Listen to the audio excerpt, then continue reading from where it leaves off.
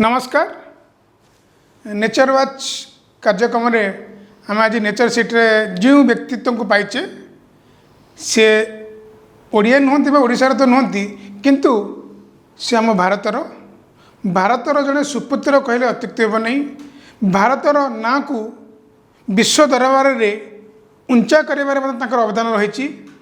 सी हेले उत्तर प्रदेश बासिंदा लखनऊ रे तांको घर सारा भारत में कौन सारा विश्व में कईच मान काम करी विश्व दरबार में भारत को गोटे से सुदृढ़ भाव में परिचित कर अवदान रही। सी हेले total surveillance alliance director doctor Shailendra Singh. आम स्वागत करवा नेचर वॉच कार्यक्रम नेचर सिट को। सर नमस्कार। नमस्कार, बहुत धन्यवाद। सर हम स्वागत करते हैं नेचर वॉच प्रोग्राम को। आप बहुत काम करते हैं, कांग्रेचुलेट भी करते हैं। 2021 को आपको बेलर अवार्ड मिला, फिर 2008 में ढेर सारे अवार्ड पे आप खुद का और अपने मिट्टी का और देश का नाम ऊंचा किया, तो ये भी हमारे के लिए भी गर्व की बात है। लेकिन उड़ीसा में शायद हर कोई आपको शायद फॉरेस्ट डिपार्टमेंट के पहले आपको जानते होंगे, तो थोड़ा आपका परिचय कैसे कैसे शुरू हुआ, आपका जर्नी शुरू हुआ, थोड़ा चुटकी से आप थोड़ा बताएंगे तो मेहरबानी होगी। देखिए, मैंने जो है अपना मास्टर स्टडी जो है उत्तर प्रदेश में शुरू किया था, घड़ियाल पे शुरू किया था। जो 3 क्रोकोडाइल्स पाए जाते हैं उसमें से एक क्रोकोडाइल घड़ियाल भी है। तो उसको ये समझने के लिए कि जो घड़ियाल हम लोग छोड़ रहे हैं वो कितना दूर जाते हैं और क्या खाते हैं, उस तरह का नेचुरल हिस्ट्री पे एक स्टडी किया था। उसके बाद में 2004 से मैं टर्टल सर्वाइवल अलायंस के साथ ज्वाइन किया। तो पहले हमने एक गोमती नदी था उसका स्टडी किया। गोमती नदी में हम लोगों को पता चला कि कितनी प्रजातियां हैं। उसके बाद ये पता चला कि कहाँ कहाँ पे मेन पॉपुलेशंस है। ऐसे ऐसे करते धीरे फिर उत्तर प्रदेश का पूरा यूपी वाइड सर्वे हुआ, उसमें पता चला कौन कौन से पॉपुलेशन है। और वो स्टडी बहुत ही इम्पॉर्टेंट था। जो कॉन्जर्वेशन डिसीजंस लेते हैं, अगर आपको पता होता है कहाँ कहाँ पे पॉपुलेशन है और वो पॉपुलेशन कैसे काम कर रहे हैं, तो वो आपने पूरा मैपिंग कर लिया था। पूरा मैपिंग कर लिया था। तो वो बहुत ही इम्पॉर्टेंस का स्टडी था जो कि फॉरेस्ट डिपार्टमेंट के और सारे लोगों के काम में आया। जैसे कि वो इकलौता ही एक ऐसा स्टडी था जो 2006-07 में हुआ था। वहाँ से आपका पीएचडी का थीसिस तो मेरा अलग था। अच्छा, जो घड़ियाल के ऊपर किए थे? नहीं, अब टर्टल वाला है, टर्टल अच्छा। और घड़ियाल दोनों वाला। हाँ। उसके बाद हम लोगों ने उत्तर प्रदेश में एक मीटिंग बुलाया जो IUCN TFTSG है, टर्टवाइज और टर्टल स्पेशलिस्ट ग्रुप होता है IUCN का, उनका और टर्टल सर्वाइवल अलायंस का एक ज्वाइंट मीटिंग बुलाया। उसमें ये पहचाना गया कि कौन कौन से ऐसे स्पीसीज हैं जो इंडेंजर्ड हैं, इनको कॉन्जर्वेशन का ज़रूरत है। तो उसमें 10 स्पीसीज कुल निकल के आए थे। तो ऐसे हम लोग हर 5 साल में मीटिंग करते हैं।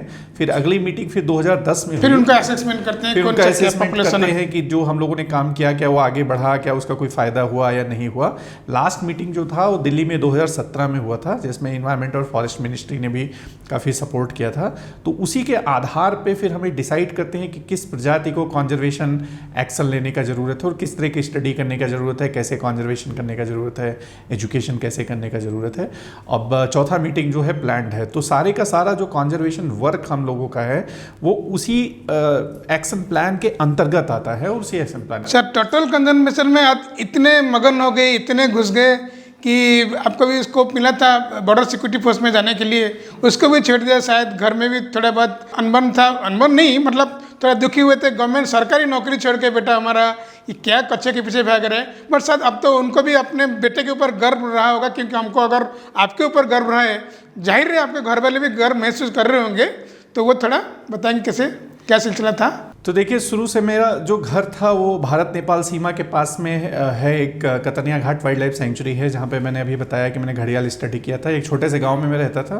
तो शुरू से मेरा नेचर के प्रति काफ़ी लगाव था और उसी के अंतर्गत फिर मैं 9 साल का हुआ तो मैं 2 कछुए रखता था अपने घर पर। तो मैं आपके व्यूवर्स को ही नहीं कहूँगा कि वो घर में कोई कछुआ रखे, लेकिन उस समय मेरे जानकारी के अभाव में 2 कछुए रखता था। तो उनसे मेरा धीरे धीरे इतना कनेक्शन ज़्यादा हो गया कि मैं और उनके बारे में जानना चाहता था। तो फिर वहाँ से फिर मैंने सोचा कि मैं आगे पढ़ूंगा तो पानी के जानवरों के बारे में और ज़्यादा पढ़ूंगा और ज़्यादा उनको मदद करने का कोशिश करूंगा। तो उसी के अंतर्गत फिर हमने जब अपना MSc प्रोग्राम किया तो उसमें मैं वाइल्ड लाइफ में टर्टल्स के बारे में पढ़ना शुरू किया। लेकिन हमारे घर में ज़्यादातर लोग सरकारी नौकरी में हैं, तो एक साइमल्टेनियसली ये सारी चीज़ें चलती रहीं। तो उसके साथ मैंने UPSC भी क्लियर किया और assistant commandant border security force में 2005 में मुझे मिला। लेकिन मैं उसमें गया नहीं, ज्वाइन नहीं किया, क्योंकि उस समय मेरा पीएचडी चालू हो गया था। तो मैंने सोचा कि मैं यही करूँगा, थोड़ा जानवरों के साथ काम करूँगा। बहुत सेटिस्फाइंग होता है जानवरों के साथ काम करना, भले आप बहुत पैसे ना कमा पाएँ, लेकिन जो उनके साथ काम करने का अनुभव है वो नहीं सर, हम तो बोले ये तो आपका सबसे बड़ा डिसीजन था, क्योंकि हो सके देश के लिए सेवा ये भी है, ये भी है। आजकल हम लोग देख रहे हैं सर, लोग घर में रखते हैं, हाँ ठीक है, वाइल्ड लाइफ के एक्ट के बारे में उनको मालूम नहीं है, नहीं, लेकिन छोड़ने के टाइम में जो कुएं के अंदर छोड़ देते हैं, रखने के लिए मिल रास्ते में जा रहे हैं, कछुआ सपोज धरो सबसे टट्टल, वो देख रहे हैं लगे कुएं में अपने घर में जो वेल है उसके अंदर डाल देते हैं। आपको लगता है कि क्या उसमें क्या करे, वो दिन भर तैरता रहोगा, रात भर तैरता रहोगा, रेस्टिंग के लिए टाइम नहीं मिलेगा, बास्किंग के लिए टाइम नहीं मिला। कैसे हमको लोगों को बताएंगे कि ये कछुआ के लिए सही नहीं है। एक चीज़ मैं सिर्फ कछुए के लिए ही बताना चाहता हूँ, हर जानवर जो है जंगल में है, जो फ्री है, जिसको किसी केज में नहीं रखा गया है, कन्फाइनमेंट में, कैप्टिविटी में नहीं रखा है, वो वेस्ट जानवर है। क्योंकि हर एक जानवर को अगर आप जंगल से रिमूव करते हैं तो आप कोई एक इकोलॉजिकल प्रोसेस है उसको डिसरप्ट कर देते हैं। तो मेरा सबसे पहले तो यही है कि जो जानवर जहाँ जा रहे हैं उनको आप सेफली उसके आसपास छोड़ दें। अगर रोड क्रॉस कर रहे हैं तो दूसरी तरफ पहुँचा दें, वो सब करें, लेकिन उनको उस जगह से हटाएं ना, क्योंकि कोई भी डिस्प्लेस जानवर को दोबारा रिहैबिलिटेट करना बहुत ही मुश्किल काम होता है।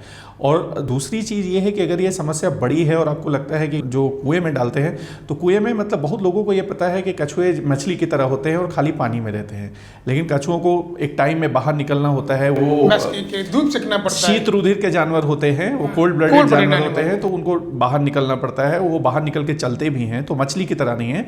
और सबसे बड़ी बात है कि वो गिल से सांस नहीं लेते हैं, वो नाक से सांस लेते हैं। तो इसलिए वो मतलब बहुत लोग ये जानते हैं कि सिर्फ उनको पानी चाहिए, जबकि वैसा नहीं है।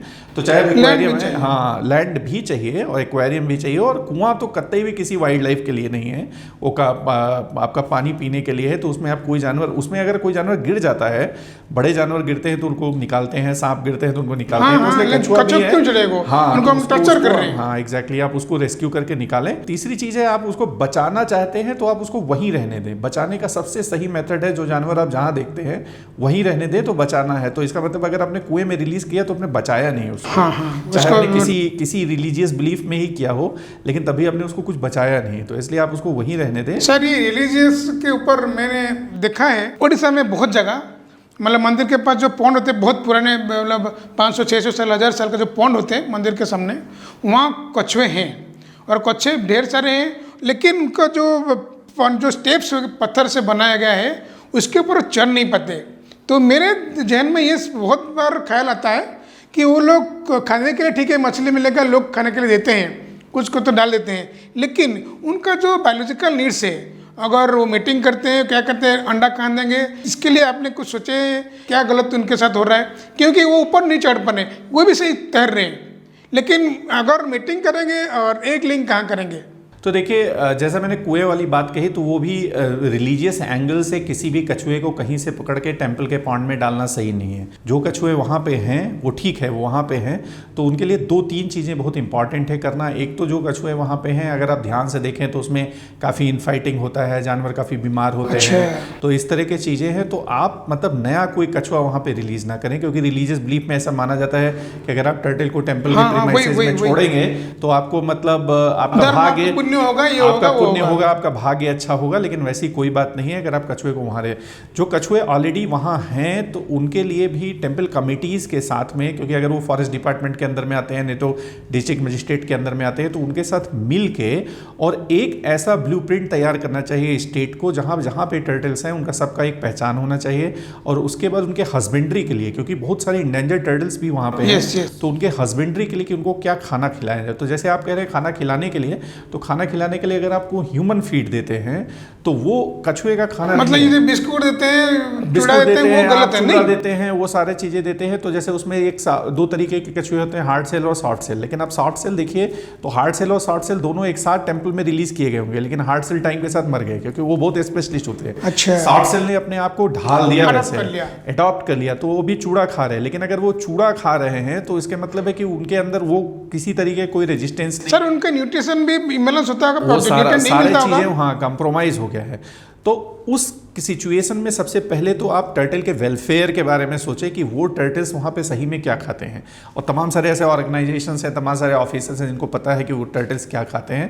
तो एक तो वो खाना, जैसे मैं आपको बताता हूँ कि टेम्पल्स में शायद आपको मतलब जो टर्टल्स खाते हैं वो सब चीज़ें ना मिले, लेकिन आप ड्राइड फिश जैसे चीज़ें लगातार सप्लाई कर सकते हैं। अच्छा, वहाँ पे जाकर नहीं सर, वही धार्मिक भावना की वजह से ये सब हो रहा है। लेकिन सर मैंने एक आपका वीडियो देखा था, आप लोग कर रहे हैं मतलब बांस लंबा लंबा बांस लेके वहाँ छोटा सा लकड़ी बांध के यू आर मेकिंग मचान, मतलब जैसे पानी में छोड़ देंगे वो खाली पानी में तैर रहे होंगे, तो ये डालने से क्या होगा, उधर आके टर्टल बैठ पाएंगे, तो बैस्किंग के लिए इजी होगा। ये शायद किया जा सकता है, ऐसा एक मेथड शायद उड़ीसा में अडॉप्ट किया सकता है। एग्जैक्टली, आपका उसमें आपका नेस्टिंग बैंक्स, आपका बास्किंग प्लेटफॉर्म्स, ये सारी चीज़ें इंपॉर्टेंट हैं। और उसके बाद सबसे महत्वपूर्ण जो आपने बात बताई कि उसके गिर्द गिर्द जो हम मतलब सीमेंटेड पॉन्ड्स बनाते हैं, तो क्या होता है कि अक्सर जैसे कोई पैसा होता है पॉन्ड रिनोवेशन, लिक रिनोवेशन के नाम पे सबसे पहले सीमेंट का स्ट्रक्चर लोग बनाना सोचते हैं। तो अगर टेम्पल्स को बहुत बनाना है, अगर उनको चाहते हैं कि वो डिवोटीज जाएं पानी तक, पानी छू के आचमन करें, तो वो एक साइड में बना सकते हैं, लेकिन इंटीरियर एंड को पूरी तरीके से उसे फ्री रखें। नहीं, जैसे साहब बोले, मतलब कोई एंड को ये बॉन्ड हम तोड़ दें, मतलब ये हटा दें, ये स्टेप्स हटा दें, वहाँ लैडर में से मिट्टी लगा लें, वहाँ सैंड के लिए कोई ढेरा लगा लें, तो ये इधर के कछुआ वहाँ जाके अंडे दे सकते हैं। अंडे दे सकते हैं। तो ये करना पड़ेगा शायद।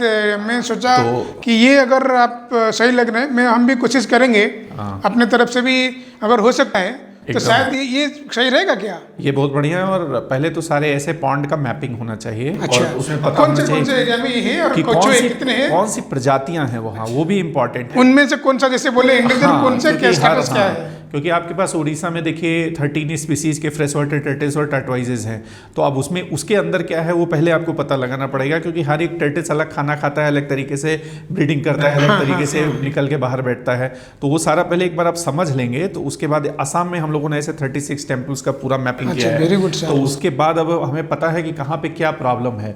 तो कहीं पे प्रॉब्लम है पानी का टेम्परेचर बहुत ज़्यादा है, कहीं पे आप जैसे बता रहे हैं कि चारों तरफ सीमेंट बना दिया, कहीं पे केवल उसको मतलब खाने में खाली मूरी मिलता है, कहीं पे पॉन्ड में कूड़ा करकट बहुत सारा है। तो हर तरीके का प्रॉब्लम है। और ज़्यादातर पॉन्ड्स जो हैं, क्योंकि वो रिलीजियस बॉडीज़ होते हैं, वो एक कमेटी के अंदर आते हैं, और कमेटी जो है फाइनली आता है डिस्ट्रिक्ट मजिस्ट्रेट के अंदर में। तो डिस्ट्रिक्ट मजिस्ट्रेट और फॉरेस्ट डिपार्टमेंट इन सब को बैठ के करना पड़ेगा क्या हम लोग मतलब लोगों के माइंडसेट में थोड़ा बदलाव लाना पड़ेगा। मतलब हम लोग मेहनत कर रहे हैं और धर्म कर निभाना चाहते हैं, धर्म कमाना चाहते हैं, तो कच्छे के ऊपर नहीं, कच्छों का भला करके ही धर्म निभाया जा सकता है। वो एकदम भला करना चाहिए। और दूसरी बात है, जो जानवर वहाँ पे हैं पॉन्ड में, उनको कभी भी वापस जंगल में नहीं छोड़ना चाहिए, क्योंकि वो वहाँ पे 100 साल से और ज़्यादा से रह रहे होंगे, और उनके अंदर कुछ डिजीज़ हो सकता है। तो डिजीज स्क्रीनिंग के लिए बहुत सारा एक्सपर्टीज चाहिए होता है। तो आप अच्छा करने के चक्कर में अगर जानवर आप वापस छोड़ देते हैं, डिजीज स्प्रेड हो जाएगा। हाँ, तो अब डिजीज स्प्रेड हो जाएगा। तो इसलिए जब भी आप वैसा कुछ करना चाहें तो आप एक्सपर्ट एजेंसी का मदद लें, उनसे सहायता लें। जरूर से जरूर, जरूर ध्यान में रखें, ही जानवरों को वापस छोड़ें। लेकिन आप क्या है कि उन्हीं जानवरों को वहां पे रख के अगर आपने व्यवस्था कर दिया और कुछ वो अंडे वगैरह देने लगे, जैसे हम लोगों ने आसाम में किया है, तो 2-3 टेम्पल्स जो है ब्लैक सॉल्ट सेल टर्टल्स जहां रहते हैं, उनके साथ हम उनके अंडे वहां पे हमने कुछ व्यवस्थाएं की, तो फिर वो नेस्ट करने लगे तो हम अंडे हटाते हैं और अंडे को हैचिंग करके हम बाहर जंगल में, हाँ, टोटली अलग कर लिए, बाहर कर देते। और इनके जानवरों को भी हम नहीं छूते, तो वो जानवर है, टेम्पल भी खुश है, उनका काम भी हो रहा है, सब कुछ हो रहा है। और फिर वो टेम्पल कमेटी, उड़ीसा में कोई है आप जानकारी में ऐसा कर रही? नहीं, उड़ीसा में भी ऐसा कुछ नहीं है, लेकिन ऐसा किया जा सकता है। जरूर सर, आपका ये जो सुझाव तो जरूर, मतलब इजी, आप जो सुझाव दें बहुत इजी किया जा सकता है सर। और एक बात, कछुए के लिए मान लो कोई छोटा बच्चा है, क्या समझाएंगे उसको? मतलब सिंपल वर्ड में, मतलब आपका मतलब कोई बच्चा, भैया मुझे बता दो ये टर्टल और टर्टस क्या है, दोनों में डिफरेंस क्या है? सेम तो कछुआ तो है, हिंदी में कछुआ बोलते हैं, उड़िया में कौइंचा बोलते हैं, डिफरेंस क्या है टर्टल और टर्टस में? टर्टवाइजेस जो होते हैं उनको हम लोग हिंदी में कूर्म कहते हैं। ज़्यादातर समय अपना ज़मीन पे बिताते हैं, तो 90% टाइम वो ज़मीन पे बिताते हैं। और टर्टल्स जो होते हैं वो 90% टाइम अपना पानी में बिताते हैं। तो आप बेसिकली लोगों को ये बता सकते हैं, कछुओं के पैर में आप देखेंगे तो एक झिल्ली होता है जो उनको तैरने में मदद करता है, लेकिन आप अगर टार्टवाइज का पैर देखेंगे तो वो स्टंप लाइक होता है जो उसके चलने में होता है। और भी बहुत सारी है, जैसे आपका टार्टवाइजेस देखेंगे तो वो ओवल शेप के होते हैं, और टर्टल्स जो है पतले होते हैं, तो उनको पानी के अगेंस्ट तैरना है। लेकिन जो टार्टवाइज होते हैं वो काफ़ी बड़े होते हैं, क्योंकि वो जिस एरिया में है उसके जबड़े में ना है कोई जानवर अगर उनको खाना चाहे। तो ऐसी सारी चीज़ें होती हैं, तो उनका एडॉप्टेशन जो है अलग होता है। लेकिन जनरल भाषा में जो ज़मीन पे रहते हैं वो जो है टार्टवाइज है, और जो पानी में रहते हैं वो टर्टल्स है। Thank you sir. सर अपने टर्टल सर्वेलेंस में कौन से एरिया देखते हैं, जैसे कंजर्वेशन हो गया, इसमें कोई पोचिंग ये सब देखते हैं सर? तो टर्टल सर्वाइवल अलायंस जो है वो कई सारे एरिया में काम करता है, और इलीगल ट्रैफिक रिस्पांस जो है उसका एक मेजर एरिया है। और हम लोग उत्तर प्रदेश, वेस्ट बंगाल, ऐसे सब जगह पे, लेकिन हम लोग कॉन्फिस्केशन में डायरेक्ट इन्वॉल्व नहीं होते। कॉन्फिस्केशन के बाद जो लाइव जानवर होते हैं उनको प्रॉपरली कैसे रिहेबिलिटेट कर पाएँ, तो उसमें आपका डिजीज स्क्रीनिंग से लेकर ट्रिएज होता है, और आपका जो जानवर है उनको कैसे पता चले कि वो उसी एरिया का है जिस एरिया में आप छोड़ रहे हैं, क्या उनका सर्वाइवल है, क्या डिस्पर्सल होता है, क्या वो करने से कोई फ़ायदा भी हो रहा है। तो जो साइंटिफिक बैकिंग है वो सब टर्टल सर्वाइवल अलायंस। सर हमने जितना भी इधर रेड किया है, कंसिपिकेट किया है, कंसिपिकेशन में सर ज़्यादातर वो जाते हैं वेस्ट बंगाल, मतलब हमारे पूरे डिस्ट्रिक्ट में जितना भी एरिया है वो लोग पकड़ के रखते हैं एक जगह। फिर एक बार हो गया 50-60 टर्टल्स आ गए, फिर उनको होता है वो ट्रेन में भी लेके जाते, क्योंकि वो तो आवाज़ तो नहीं करने वाले हैं, तो वो जाता है। आपके मतलब जानकारी में कहाँ सबसे बड़ा मार्केट कौन है वेस्ट बंगाल में, और कहाँ से खाने वाले लोग कौन है? वो बंद करना पड़ेगा। देखिए मतलब टर्टल्स को अलग अलग तरीके के लिए अलग अलग प्रजातियों को पकड़ा जाता है, तो वेस्ट बंगाल को मार्केट कहना सही नहीं होगा। लेकिन मैं कहता हूँ कि आप जैसे मान लीजिए, जैसे एक रेड क्राउन रूफ टर्टल होके कहते हैं, गंगा के प्लेन में पहले बहुत सारे थे, अभी बहुत कम पॉपुलेशन जो है चंबल में है। तो वो सारे के सारे जानवर अगर पकड़े जाते हैं, कॉन्फिस्केशन में आते हैं, तो बेंगलोर और चेन्नई के थ्रू निकलते हैं। लेकिन आपके सॉफ्ट सेल टर्टल अगर आप देखते हो तो आपका जो है उड़ीसा और वेस्ट बंगाल के थ्रू बांग्लादेश की तरफ जाते हैं। हाँ। तो ऐसे चीज़ें जो है वो प्रजाति पे निर्भर करता है, डिमांड पे निर्भर करता है, और किस समय आप देख रहे हैं। तो वो भी मैं एक आप लोगों को ये इनवाइट करता हूँ कि आप जो ट्रेड का आपका डेटा है, अगर उसको आप सजा के देखेंगे, प्रजाति के बारे में जानेंगे, एरिया के बारे में जानेंगे, और ये जानेंगे कि किस सीजन में हो रहा है, तो आपको एक ट्रेंड उसमें दिखने लगेगा कि सारे जानवर ऐसा नहीं है कि वेस्ट बंगाल के नहीं। मैं जो पकड़े थे, हम लोग पकड़े थे लगभग 100 सबसेल टर्टल, वो लोग कलकत्ता ट्रेन से पकड़े थे एक बार। फिर चित्रांडे का एक बार पकड़ा गया था, वो भी सब उधर ही जाते हैं। चित्रांडे का हो गया, बड़े बड़े कछुए होते हैं, वो तो वो प्रॉब्लम होता है, वो इसी रास्ते में जाते हैं। लेकिन सर एक चीज़ मैं बताना चाहता हूँ, सी बीच हो गया, कोणार्क हो गया, बीच पुरी का बीच है, भुवनेश्वर से एक जगह होगा खेलारक नज़दीकी, यहाँ से हार्डली भुवनेश्वर से 25 किलोमीटर होगा, बट सी बीच से कम एरियल डिस्टेंस होगा, कम से 25 डिस्टेंस होगा। रोड में ज़्यादा पड़ेगा, एरियल डिस्टेंस 25 किलोमीटर होगा ही होगा। मुझे एक कॉल आया था 4-5 साल पहले, कॉल आया था कि कछुआ है, एंड ये इधर लैंड वाला कछुआ नहीं, सी का कछुआ है, ऑलिव रिडले। कौन बोला ऑलिव रिडले कहाँ से आएगा? नहीं सर आप आके देखो। मैं जब पहुँचा, फॉरेस्ट वाले आए थे, और एक छोटे से मेरे टॉप में, सीमेंटेड टॉप में था, इतना बड़ा ऑलिव रिडले था। तो ऑलिव रिडले था, ये जान के मतलब ये कभी आपने देखा होगा, ये होता है कई मांस के लिए ये करते हैं। देखिए आप देखिए वो लेके गए, लेकिन सारे टर्टल्स जो हैं वो मांस के लिए और पालने के लिए यूज होते हैं, ऐसा नहीं है। और मार्केट, हम लोग गलत समझते हैं कि मार्केट डिमांड करती है, मार्केट में जो जाता है वो पहुंचा देते हैं। तो ऐसा नहीं है कि कोई पर्टिकुलर आपको ये है कि यही वाला है। तो आज की डेट में अगर आप देखो तो, और ना कि भारत की ये बात नहीं है, पूरे वर्ल्ड की बात है। अब 360 स्पीसीज है, उसमें से आप 360 के 360 ही आपको कभी ना कभी तो मार्केट में मिले ही होंगे। जो नहीं मिल रहे हैं वो या तो है नहीं, और या तो इतना रिस्ट्रिक्टेड है, ऐसे एरिया में है जहाँ तक वहाँ तक लोग पहुँच नहीं सकते हैं। तो ऐसा कोई सॉर्टिंग नहीं है डिमांड का, मतलब ऐसा कोई वो नहीं है कि ये वाला नहीं लेंगे ये वाला ले लेंगे। तो सारे लोग सारी चीज़ें लेके जा रहे हैं। तो ऑफकोर्स ऑलिव रिडले एक टर्टल है, अच्छा, जो कि ट्रेड में रहे हैं, तो ऐसा नहीं है। बट उसको सही तरह से इन्वेस्टिगेशन करना चाहता, यहाँ किसी है नहीं सर। सर और एक सवाल पूछना चाहता हूँ, thousands of turtles you have rescued successfully, rehabilitated also, कभी कभी आपको मिला होगा कोई दूसरा वाला मॉर्फ हो गया, मतलब से लुइस हो गया हुआ, वाइटिस हो गया, मे भी एल्बिनो हो गया, लिसिस्टिक हो गया, तो उसको तो हम लोग सर नहीं छोड़ सकते शायद, या छोड़ सकते हैं। हमने एक बार मिला, एक दो बार मैं भी पकड़ा हूँ। एक एल्बिनो मिला था पूरा वाइट कलर का, तो उसको जो में हम लोग ट्रांसफ़र किए, क्यों थी मालूम नहीं था। मुझे मिला था सेक्रेटरीट के अंदर, मतलब उड़ीसा का एक VIP जगह, सेक्रेटरीट के अंदर से कहीं कैसे हो आके चला गया होगा ड्रेन में से, जब फ्लडिंग था पिछले सीजन में आ गया होगा, तो वो जगह नहीं है, ठीक है। लेकिन बाहर में अगर कोई मिलता है, किस जगह आपको मिलता है, आपको भी मालूम है सर, उनको तो कैमोफ्लेज नहीं मिलेगा, कलर ब्राइट कलर हो गया उनका, तो उसके लिए क्या करना पड़ेगा सर? कोई आपको मिलता है, कोई लोगों को मिलता है, वो क्या करेंगे? तो उसमें भी मेरे 2-3 बातें हैं। एक तो पहले भी तो आपको कोई टर्टल वहाँ नहीं रिलीज करना चाहिए जहाँ अगर आप जानते नहीं है कि वहाँ से आ रहा हो, तो आप बढ़िया करने के बजाय आप वहाँ का नेटिव टर्टल पॉपुलेशन को नुकसान पहुँचा रहे हैं। नंबर 1 बात है। नंबर 2 बात है कि अगर आपको कोई ऐसा कलर मॉप्स मिले तो आप उसको किसी तरीके के सोशल मीडिया में मत डालिए। उसका कारण ये है कि ज़्यादातर जगह पे वैसे टर्टल्स का बड़ा डिमांड होता है, तो जितना आप उसको पॉपुलराइज़ करेंगे, अभी हम लोगों के बहुत सारे मीडिया चैनल्स में देखा था, तो हम लोगों ने उनको लिखा भी कि आप ऐसे करेंगे तो, क्योंकि कौन देख रहा है, कौन कहाँ से उनको और ज़्यादा, आप 2000 जानवर में हो सकता है एक जानवर वैसा हो, तो अब 2000 जानवर वैसे मरेंगे। नंबर 1 बात है। और नंबर 3 बात है, एकदम काम्बोफ्लेज वाली आपकी बात एकदम सही है, तो उसमें हम लोगों को वो नहीं करना चाहिए। और जानवरों को जब तक हम ये तय ना कर लें कि किस एरिया से आया है, तो आप वो रिलीज़ करने के बारे में उस एरिया में तो ही नहीं सोचना चाहिए, अगर स्पेशली वो प्रोटेक्टेड एरिया है तो, क्योंकि वहाँ पे कुछ पॉपुलेशन पहले का सर्वाइव कर सकता है।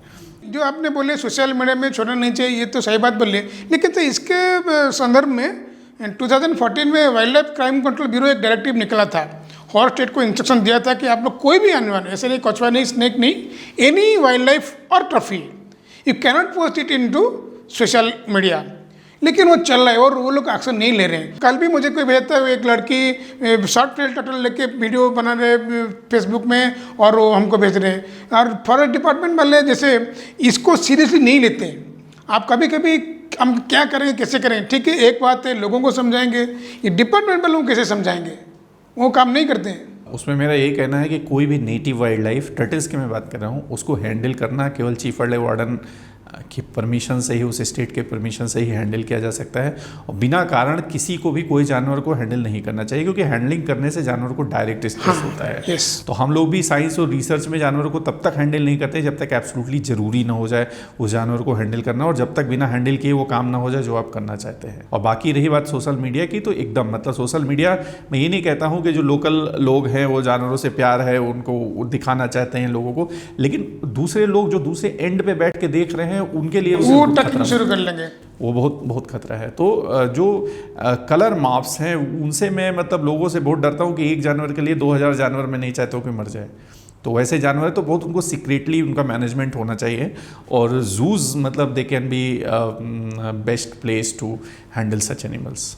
Thank you very much sir. ये थे डॉक्टर शैलेंद्र सिंह सर।